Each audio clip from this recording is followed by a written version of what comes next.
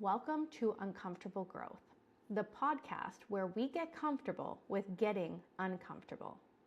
This is a space for real conversations about growth in all the places life stretches us. Because growth doesn't only happen when things are going well. Because sometimes growth looks like we're barely surviving.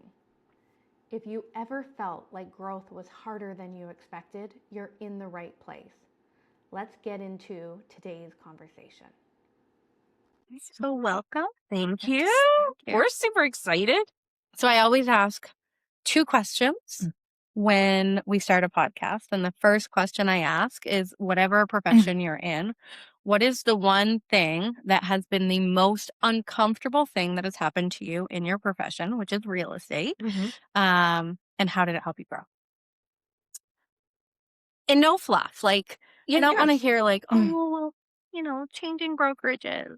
Well, that was probably my biggest. That one is super uncomfortable, actually. You know what? Actually, so changing the brokerage was not the uncomfortable part. The uncomfortable part was after the change. Yes. That was uncomfortable. How? It was uncomfortable because I think, and I don't want to be negative in any way to where I came from, but it was negative in that I realized I lost some what I thought were important relationships in my life simply because of where my license was held. And it was hurtful. It was hurtful. And uncomfortable because in small communities, you are still running in similar circles. You are still having to book showings and have conversations and negotiate deals and see each other's children. And that's really uncomfortable. So where the growth came from that was, I think letting go a little bit of that had nothing to do with me. And being okay for my own success and being okay for my own strength. And then also really allowing me and giving me permission to be super excited for other people's success and other people's growth and watching that.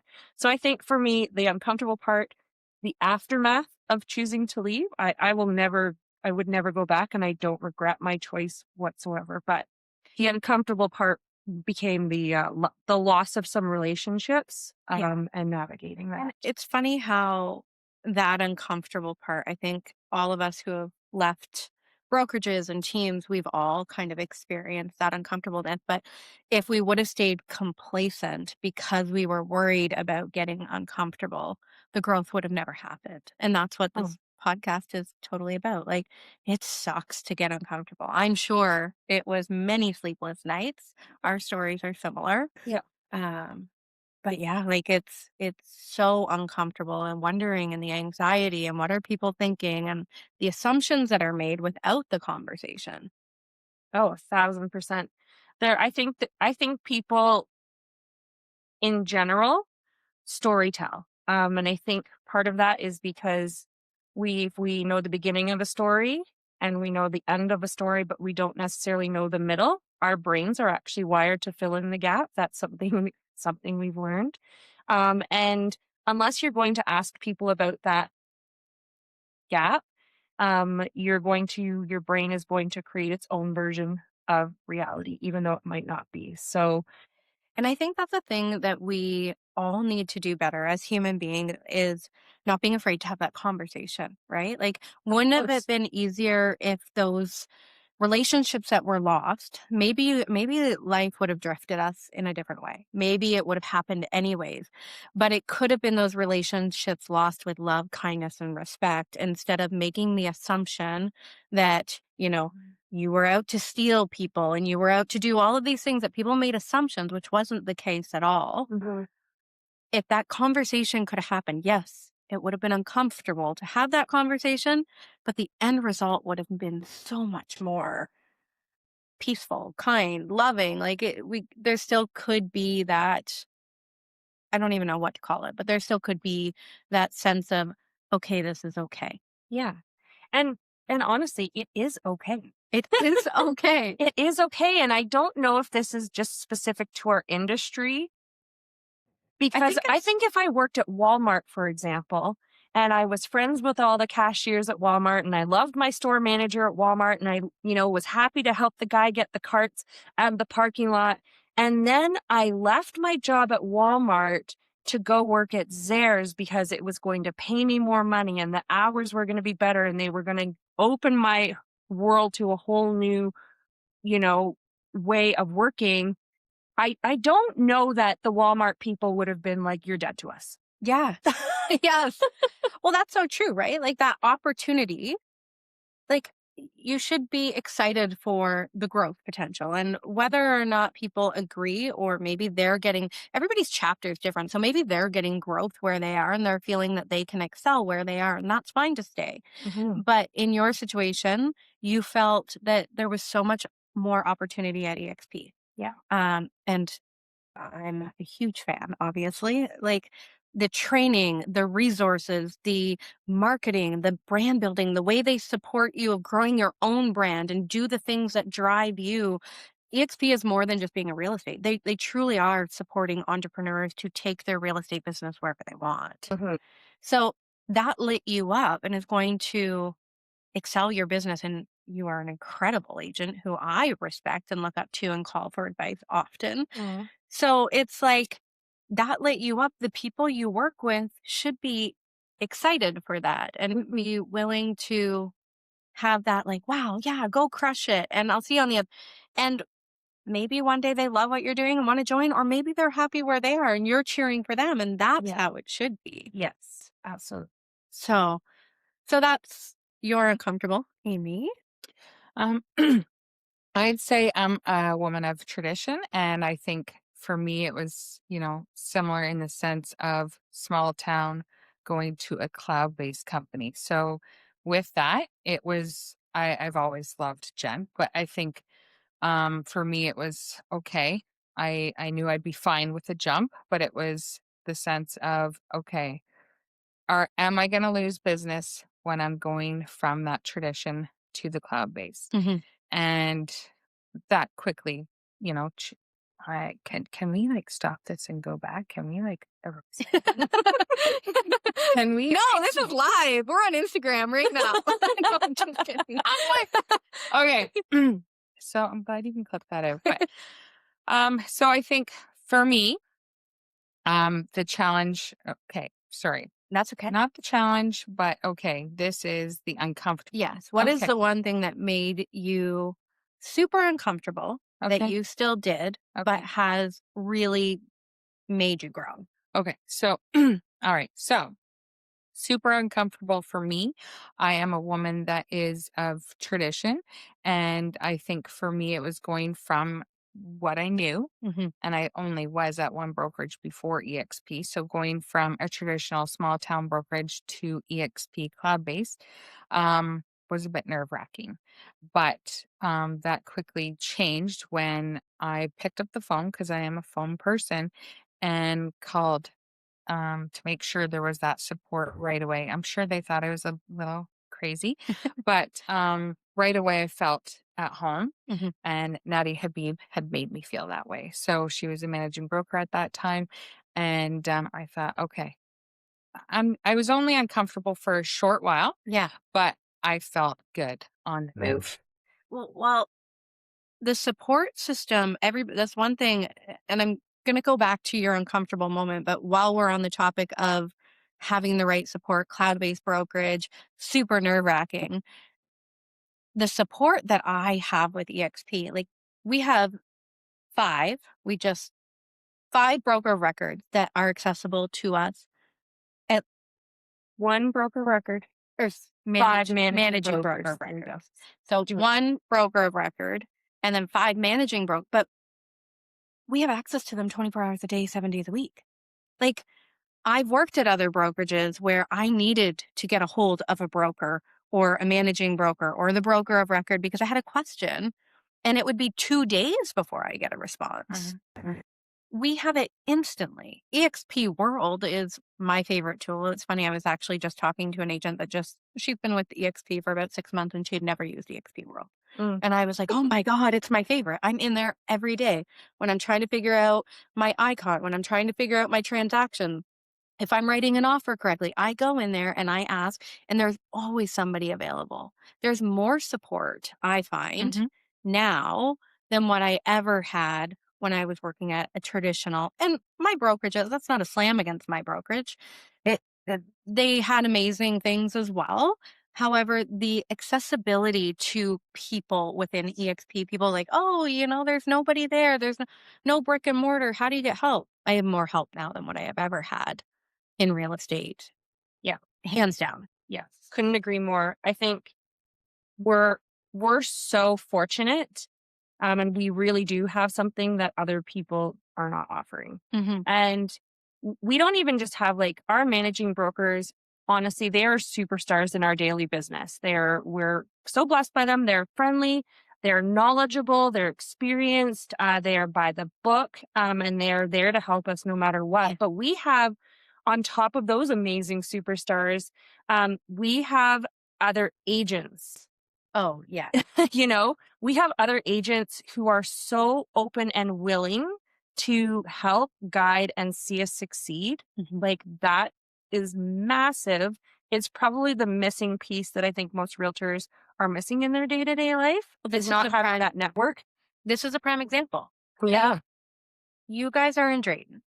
You guys didn't know me at all before I came. No, You do not benefit off of me whatsoever. never. We're Nope. not in each other's downline.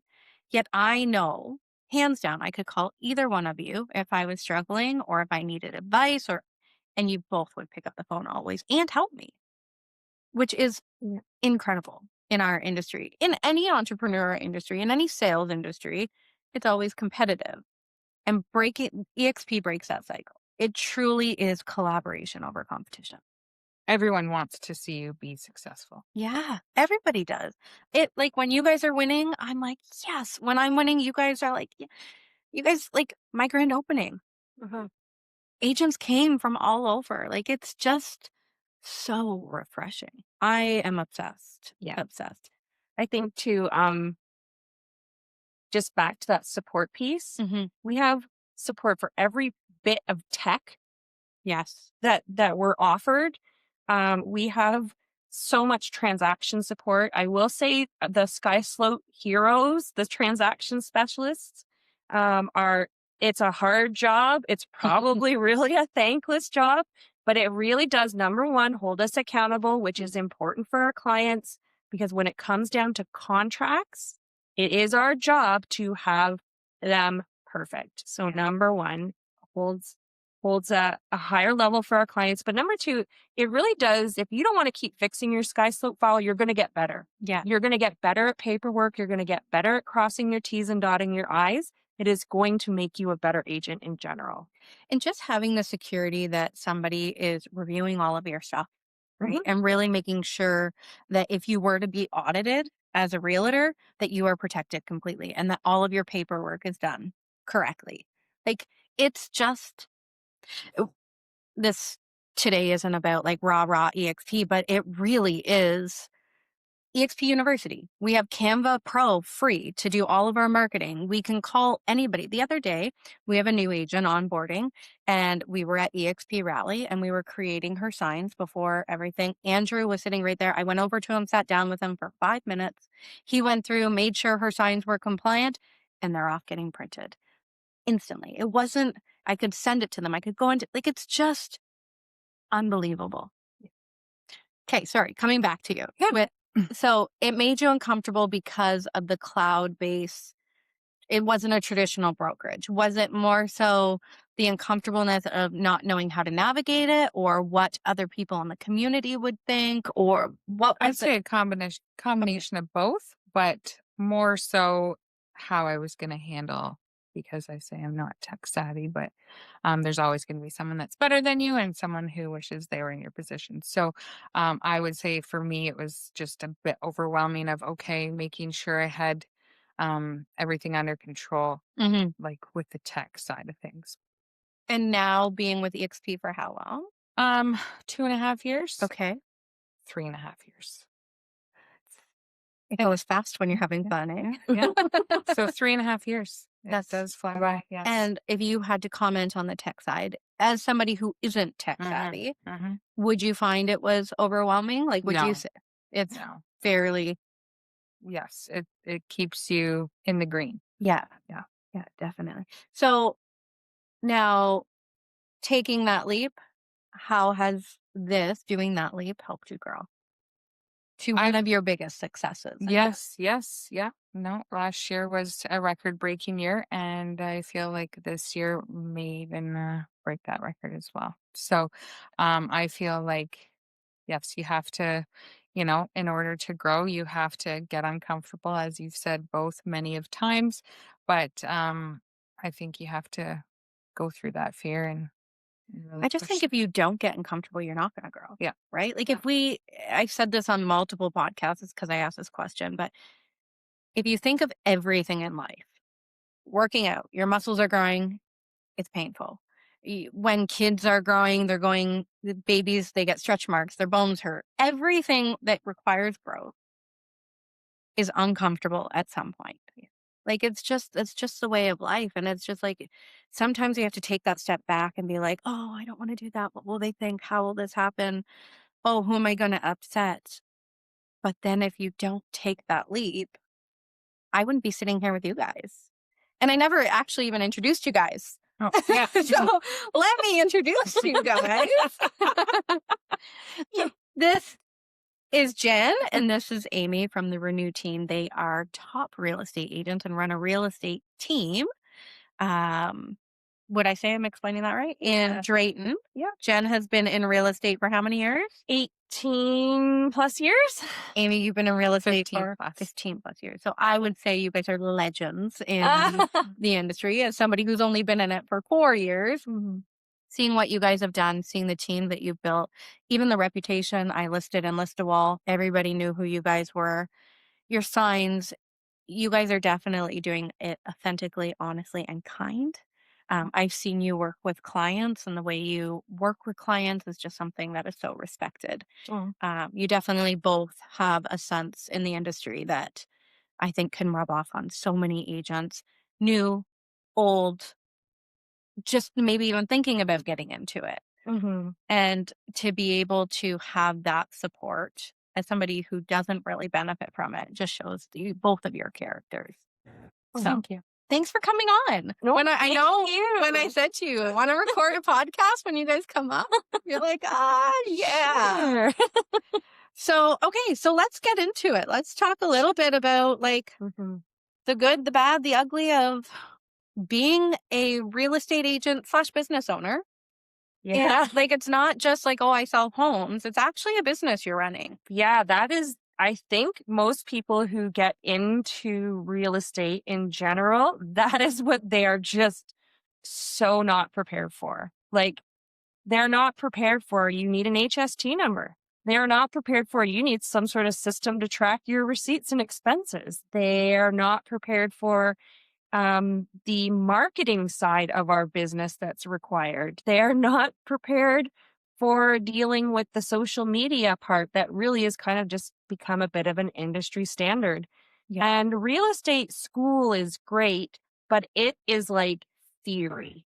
And because of the nature of real estate, first of all, every person is different, every house is different, and every transaction is different. Always. So you can have as much theory as you want, but it is the practice and the boots on the ground learning that I think is the biggest value.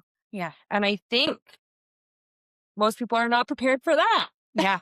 It's a grind. I say this all the time. I've been in sales for 23 years, and the last 4 years, I don't think I've ever, and I've owned businesses and entrepreneurial, being a mom, like all of the things that come that are really hard things in life. I have never worked as hard as what I'm working right now. I used to work 3 jobs. Yeah. And those 3 jobs did not equal the hours that real estate does. So. That's a huge thing too, right? The The general hours. public seems to think, oh, real estate agents, let's talk about the uncomfortableness of money, the money we make. Talk about money. Nobody loves talking about money, but people seem to think, oh, You guys guys sell make 2 houses a year. yeah, you guys make so much money. You just put a for sale sign in. Oh my gosh, can I tell you a funny story? Yes, please. So I had where our office is on like it's on a main street and people walk by there. And I had a former client. He used to walk by every day. He's walking his dog and he'd pop in and he'd steal a lifesaver and say, "What's new in the market?" And this was a regular occurrence. And one day he came in with the dog, sat right down and got his lifesaver. And he's like, I think I have basically figured out how much money you've made this year, and you made a lot of money. And I was like, that is wild that we're having this conversation. This is what I'm thinking in my head. But I said to him, like, why? So tell me how you think I've made a ton of money. And just like, I have made a ton of money, but he doesn't know that. And he said, well, I just, kind of looked at the houses you sold and then did 5% and then Figure that out. how much money you made. And then we need this education piece because this is honestly, and this is a past client of mine, this is the perception I think a lot of people have is that all the money goes to the agent. And the reality is let's use 5% as an example. Typically, if we're listing a house for 5%, we are most likely offering at least 2 or 2.5% to the other agent. So right there, half the money's gone. And then there is something called taxes. And right there, Half of that's gone. right there, if you're making a lot of money, half of that's gone. And then we still have business expenses. We have licensing fees. We have insurance, errors and omissions insurance. We got to pay for gas. We got car payments. Oh, and by the way, most of us have families. Yeah. We are supporting ourselves. We are feeding children. We are also, especially if you're in real estate, contributing financially to a lot of sponsorships. Oh, yeah. And while it does appear that we are making 5% of every house that we sell, that is just simply not the truth.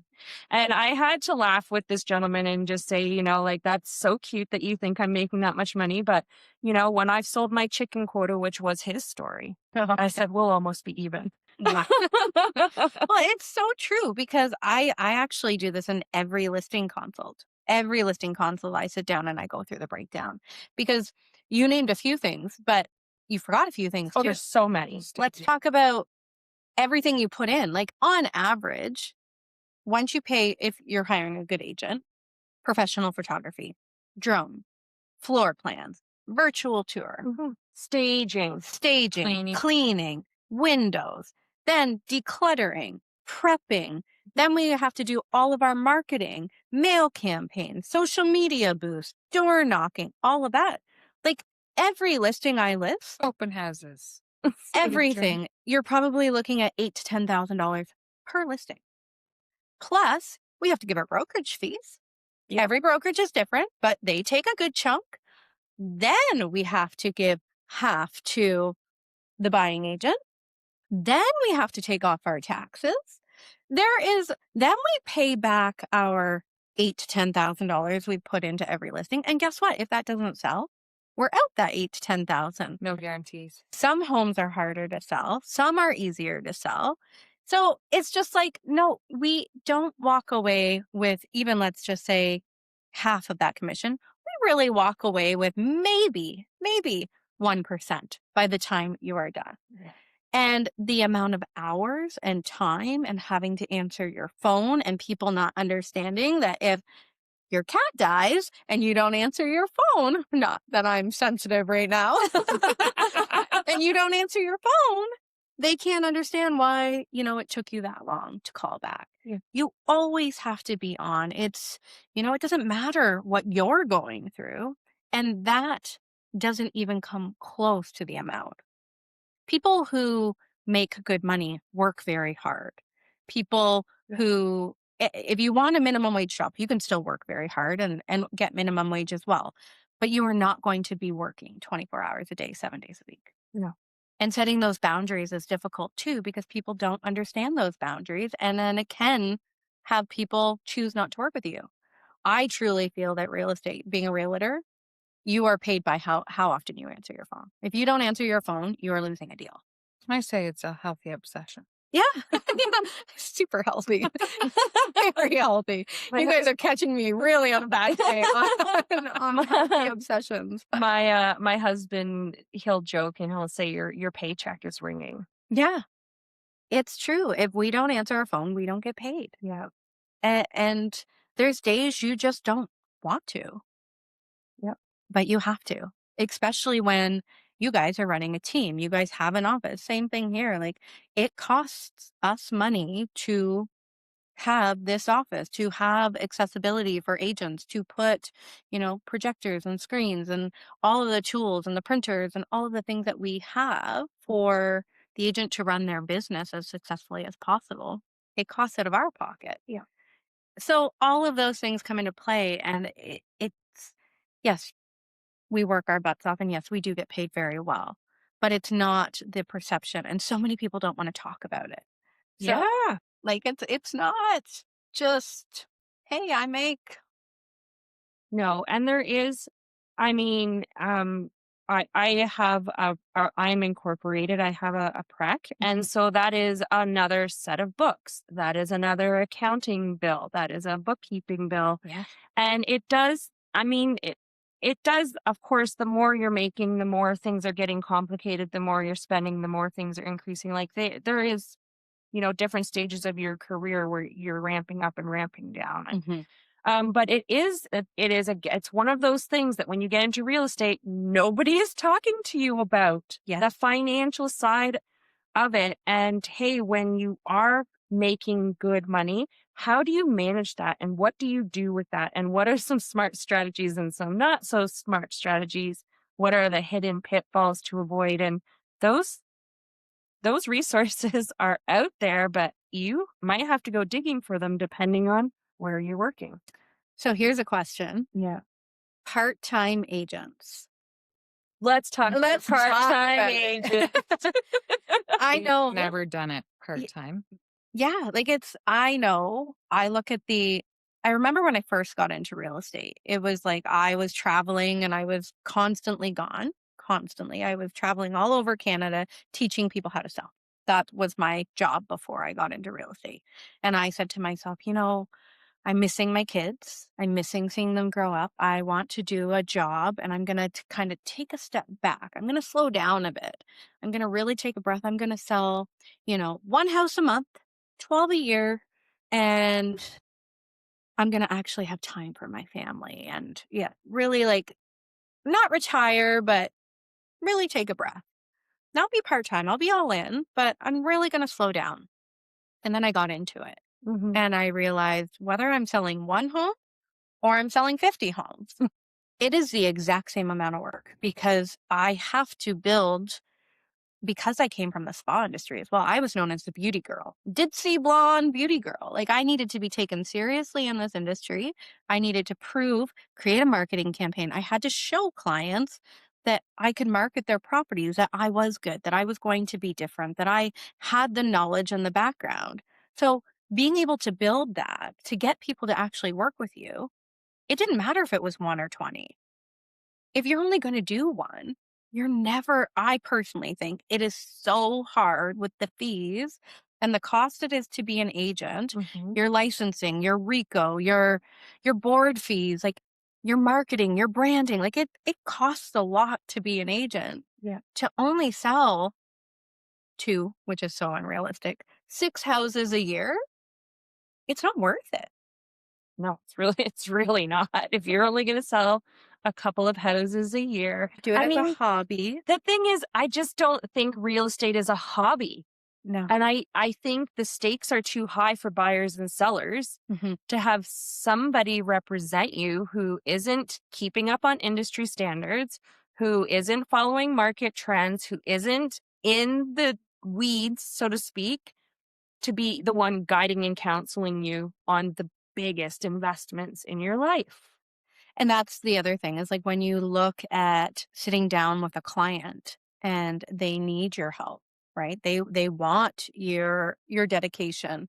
Be like, oh, well, 9 to 5, I'm working here. I work at Bruce Power. I don't, but I work at Bruce Power 9 to 5. So in the evenings, I'm available. Or when you have that person that's calling that wants to write that offer, like, you need to always be available.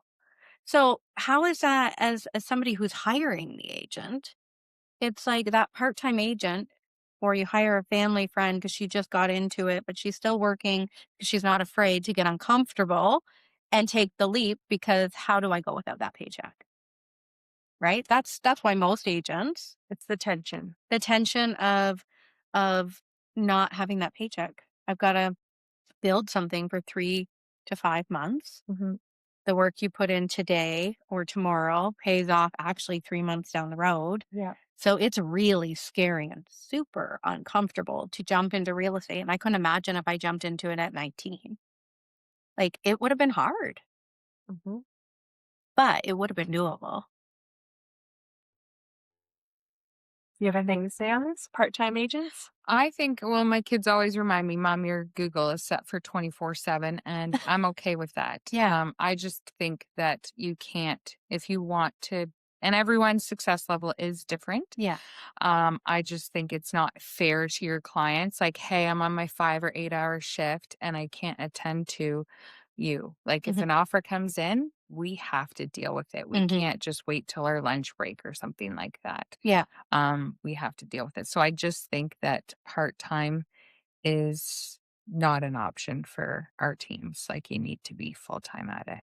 I think once you get into it and you realize how much work it is, you realize like, holy man, I have to be all in.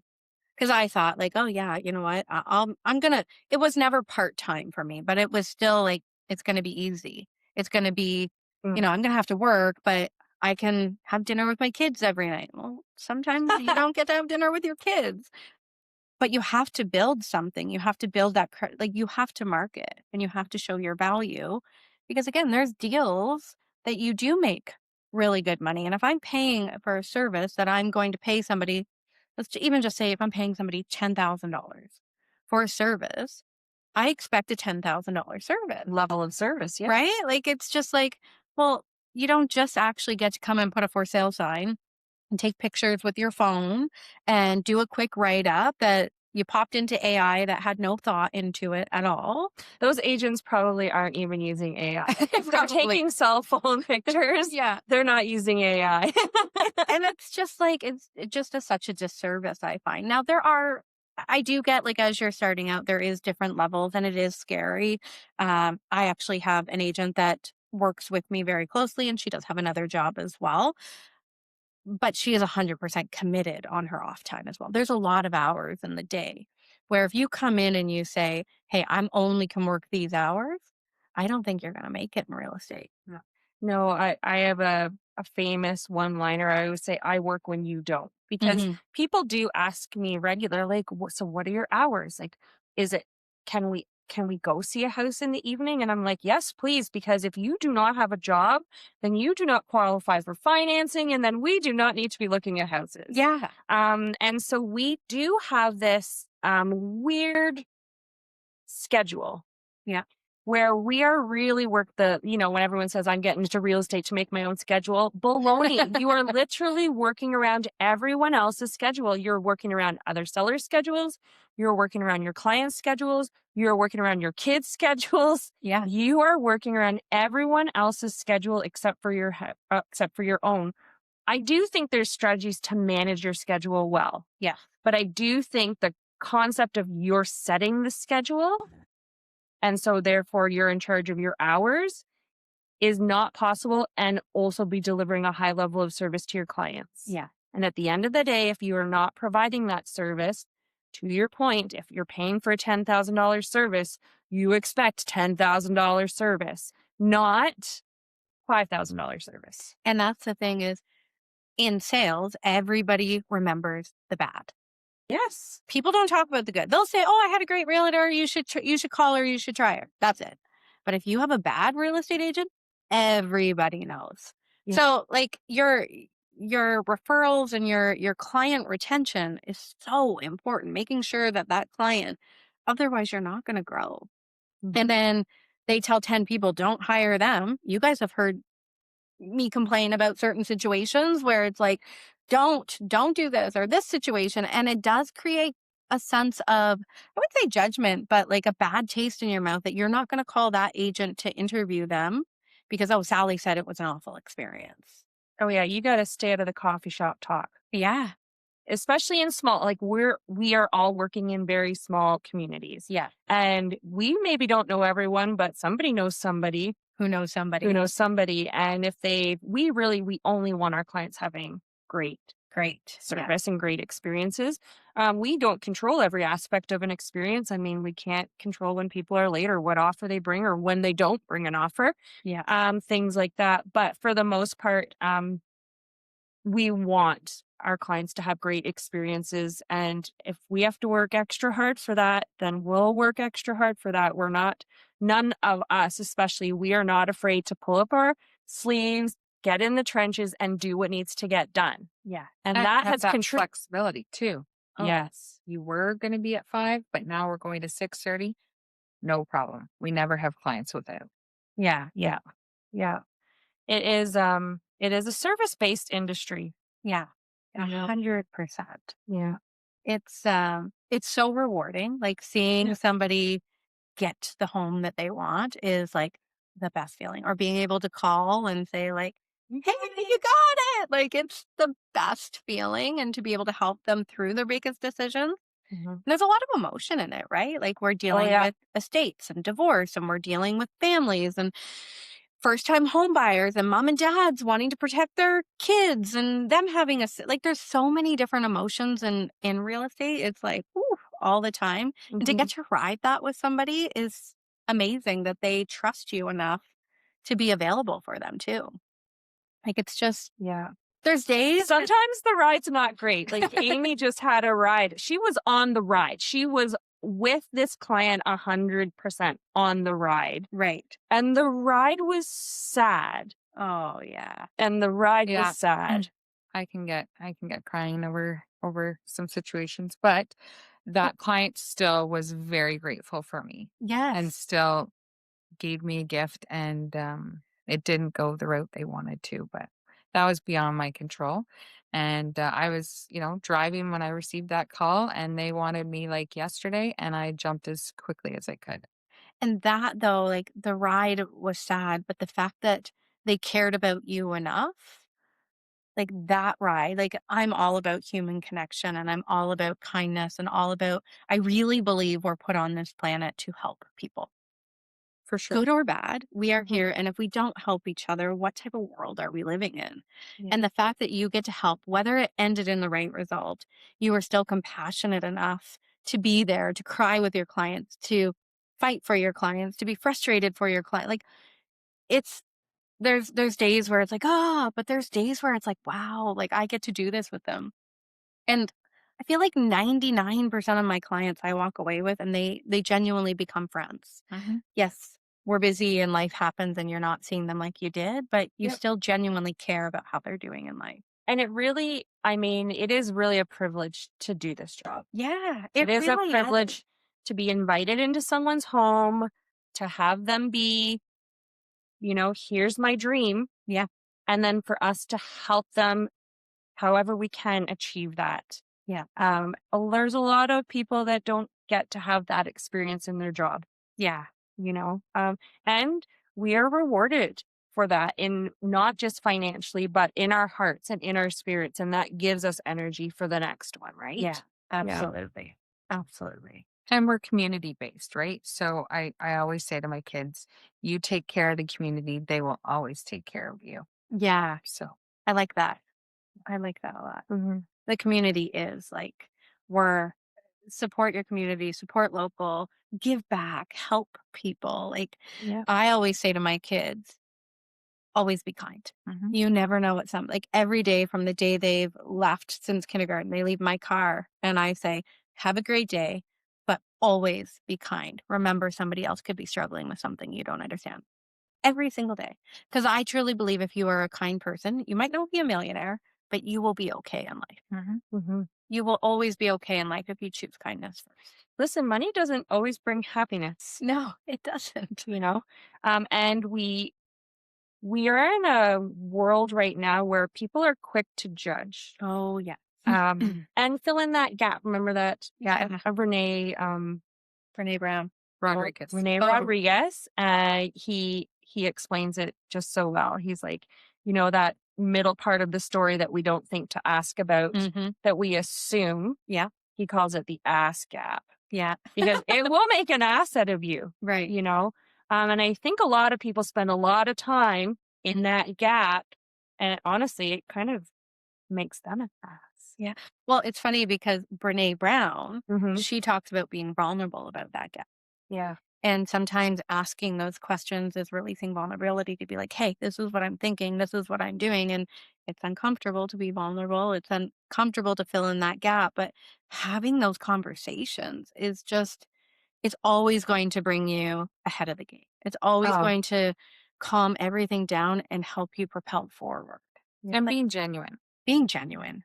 Absolutely. Yeah. mm-hmm. So where are we? Okay, we're okay. Um, being a real estate agent is very time consuming. Yep. Both of you are moms. I'm a mom as well. How has being a realtor affected in a good and a bad way? I wouldn't say bad, in an uncomfortable way. Um, your family, and how has it helped your family too? Like, have you seen it actually like inspire your kids and frustrate your kids at the same time? Oh, you can take it first. I'll take it second. Yeah, well, my kids have only known me to be in real estate for work. So, and I have 2 daughters. So I think it's so important for them to see how women can handle their own. Hmm. I am in love with my husband. He's amazing. But he knows too, mom's good, right? She's strong. And I grew up, with not a lot of money. So I think for that, like I always thought, I'm not gonna have my kids, going to the food bank ever or anything like that. Like, you know, I want them to be able to eat, Hmm. whatever. And for my girls, like horse is very important to them. And yes, I would like to be there with them, but I know I have family that, grandma can help out, dad can be there too. We don't all have to be there watching you. Like, let's divide and conquer. So, my girls are very grateful for the life that we've provided for them, but they understand the hustle is real, but they know mom would be there for anybody at any time. So Hmm. I see my girls and I get compliments from the teachers on how amazing they are. And I'm very proud of that. So um, we love what we do. And that's Hmm. when I said a healthy obsession. It's hard to like, slow down because you're helping so many people. Hmm. And the most important is their family. We're Yeah. helping our family and setting them up for success too. So They get to see the grind, right? Like they get to see the answering of the calls and always being available, but they get to be a part of it. Like they yeah, and see, they go in that schedule. yeah, yeah, which is incredible. How about you?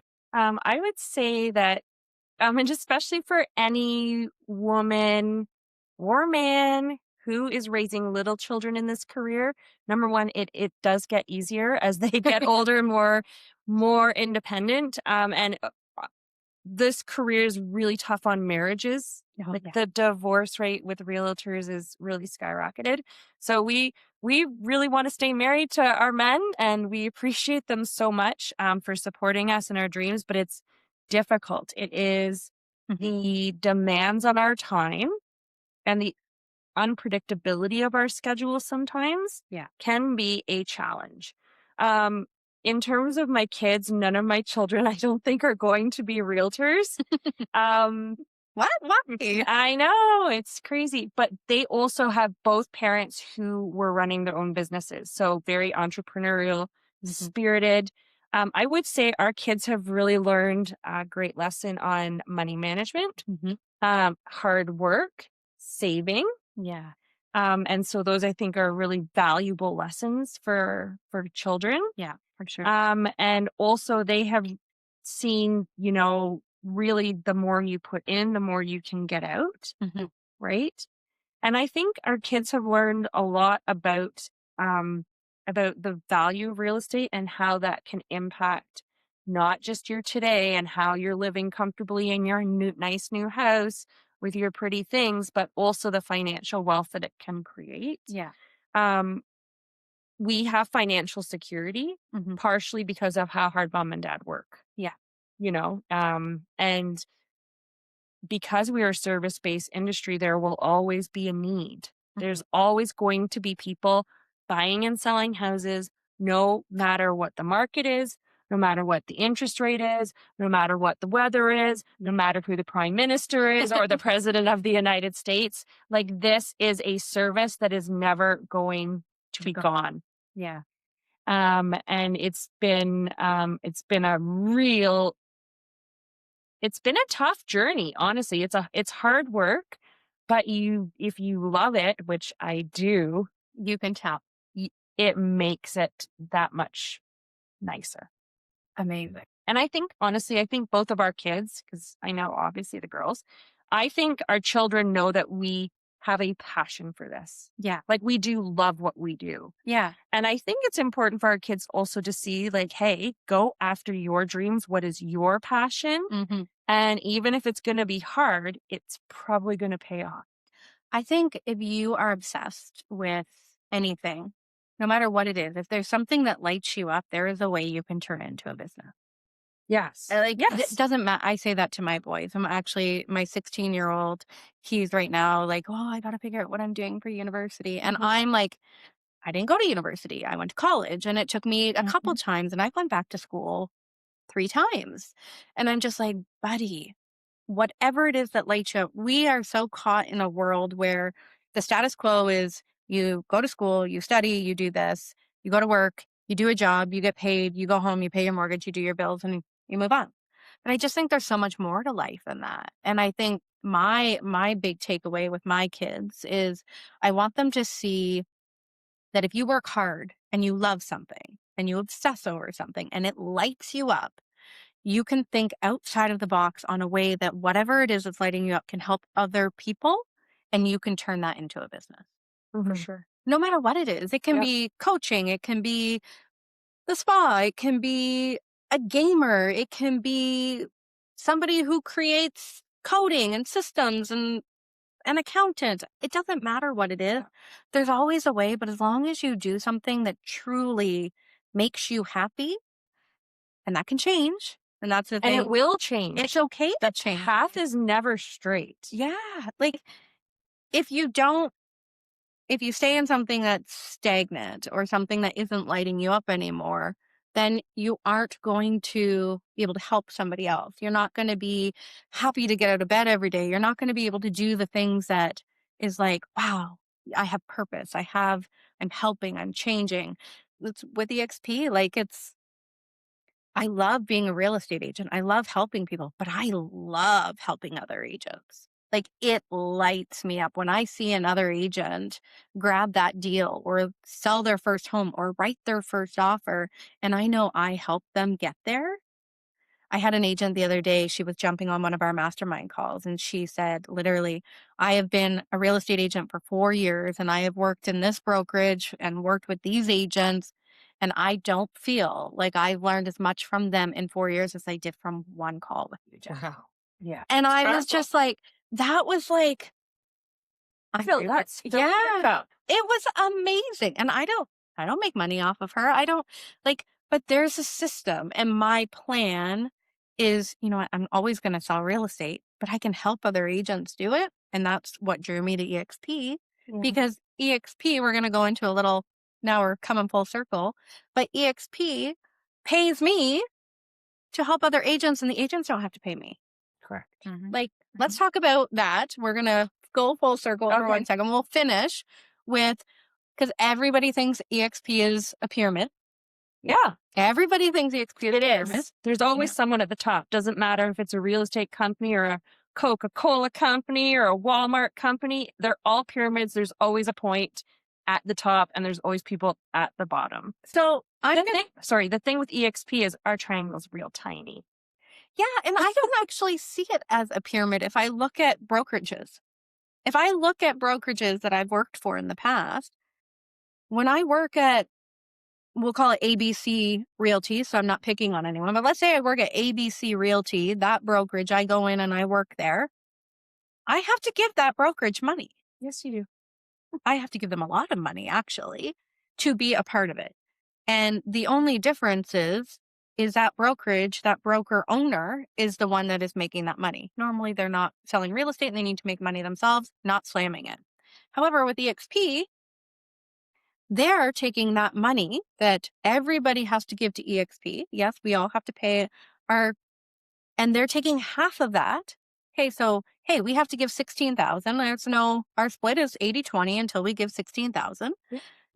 8,000 of that goes back to the agents that are supporting the other agents. It's wild. The agent that's coming on board isn't paying me. Yes, there's teams and there's other ways that you might have to pay. But if you just want to be an independent agent and work at EXP and you have somebody helping you, you're not paying that person. EXP is doing that, which is wild to me because it's like all the money stays in the agent's pocket to be able to grow their business and their brand how they want. Mm-hmm. And EXP says, hey, thanks, Jenn, for helping these people. We're going to give you a little piece of the pie. Yeah. It's the exact same. Yeah. Except it's going to all the agents instead of they're only taking half. Yeah. I think when people think of it in terms of a pyramid, they think of it in terms of a negative pyramid scheme as opposed to it's just a structure of a corporation. To be honest, my corporation is a pyramid too. Yeah. Jenn is at the top. Yeah. And that is just the way businesses are structured. The difference here is that typically we think the money is flowing from the bottom to the top, which it is. But to your point is once it gets to the top, it comes back down. Yeah.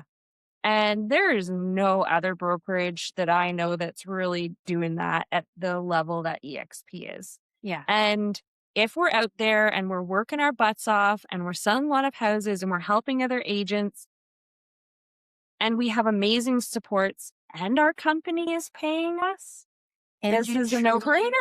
Want to see other agents win? Mm-hmm. It's such like a positive, like the possibilities are endless. Yeah. In any direction you want to go. Like, yeah, there's so much possibility. And I would say positivity. Yes, there's days that there isn't. I get that in every job. Yeah. But like, it's just like, I truly believe that I can go anywhere with EXP.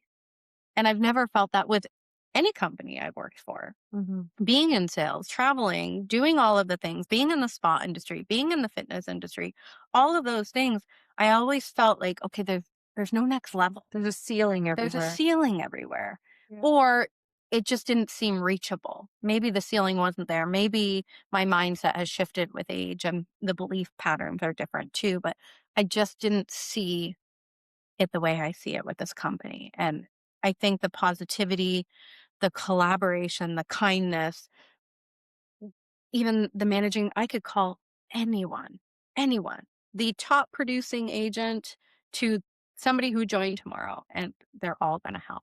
And the training. There's no way we can even possibly keep up. What did they with say? Like the training, 80 hours a There's week. 80 hours a week of live training. Yes. At EXP Rally, my jaw hit the ground. Live training, 80 hours a week. You can log on and do training. Like that's imagine how many hours of like recorded trainings there are. Yeah.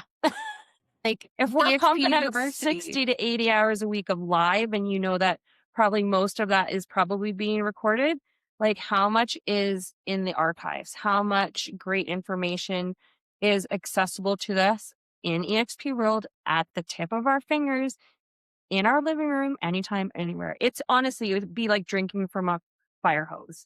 You could not take it all in. Your resources that are there, like it's just unbelievable. Everybody sharing, like the top, like Justin Harv, he was like the biggest Remax agent, I think, in all of Canada. Don't quote me, but he was a really big deal. Came and he's sharing his tips.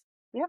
Like you could go and watch videos and like there's so much there that it's just like everybody is willing to share. Everybody is willing to give. Everybody's willing to help. You can't fail. You can't. You can stumble, you can fall, you can learn, and you start rebuilding. Mm-hmm. And I really think without failure, it's not really failure. It's a lesson. Learning opportunity. Yeah. sometimes you win and sometimes you learn. And that learning stepping stone is the next thing to make you bigger. And when you're learning or failing, it's uncomfortable, but it gives you the growth to your next step. And with RevShare and Agent Attraction, to be able to join a company and know that you have all of EXP World, EXP University, but you also have agents under you that EXP is paying to help you grow. And if you don't do well, they don't get paid. You're winning. Mhm. You're winning. Yeah. I love that Leo Perea, who's our CEO, I think he says it perfectly, because your definition of success and your why is different than Amy's and different than mine.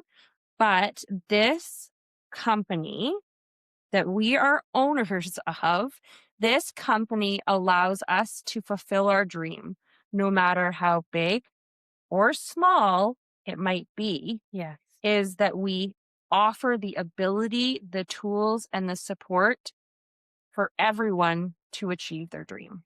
Yeah, like, let's not get wrong. Like, you work your butt off and you work I got a big lot, dreams. but you got big dreams. Yeah. I work more than I have ever worked. I'm sure you're the exact same way. We all are very hard workers, but not everybody has to choose to work like we work. Absolutely. They can go in and chase their dream, however big or small, Yeah.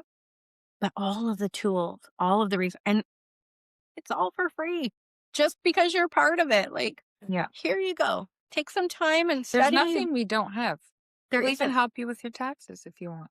That is my new favorite thing. Taxes will hold. Don't withhold your taxes. Don't now. withhold your taxes now and your HST. Yeah, please do. Please. Sign me up. Take it. And then come tax time, I feel like I'm getting something back instead of, like, that is huge.